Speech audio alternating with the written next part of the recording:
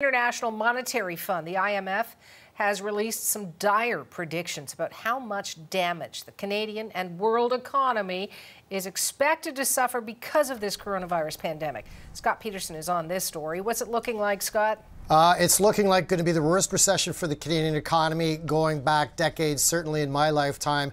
And just to remind people, a recession is when there's 2 quarters of negative growth. The International Monetary Fund, for the first time, is putting a solid number on how bad the contraction for the entire year is expected to be. Take a look at this just out this morning from the International Monetary Fund. The Canadian economy expected to contract 6.2% for 2020. That's the worst contraction. It's double what it was back in 2009, 1981, or 1991. So this will be the worst that we've seen. We are expecting 2021 to bounce back over 4%, but nonetheless, this is the worst recession going back decades, or at least until metrics were kept this way for the Canadian economy. Now, beyond that, Canada is linked into the world economy and the U.S., our biggest trading partner. The IMF also taking a look at those economies and seeing how bad the contraction this year is going to be as well. If we start with the U.S., again, our biggest trading partner, that is expected to contract this year. That's for the entire year, down 5.9%. And if we look at the world economy, as far as all the economies together, that's expected to go down 3%. And that number there is the worst contraction for the entire global economy, going back all the way to the Great Depression back in 1929. Here's an IMF chief economist sort of outlining what this is going to mean for people around the world.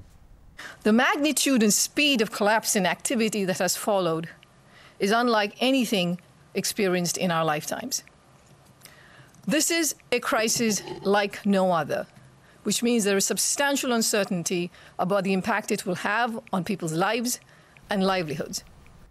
It also goes on to say that $9 trillion is going to be melted away from global economies, and that's a very esoteric number. What you compare it to, that's the size of the economy, basically, of Germany and Japan disappearing from the world economy. That's how big the contraction is.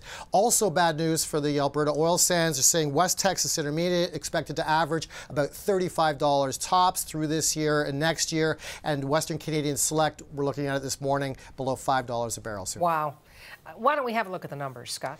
Yeah, because they're counterintuitive here. The markets sometimes look out far into the future, and they are looking beyond this, beyond the next quarter, even 2 quarters. So we're seeing the Dow Jones up about 512 points, the TSX up 200 points, and they're looking at numbers to suggest that the pandemic around the world might be easing somewhat. So there's a little bit of optimism as far as what the recovery will look like, 6-9 months down the road, Suanna.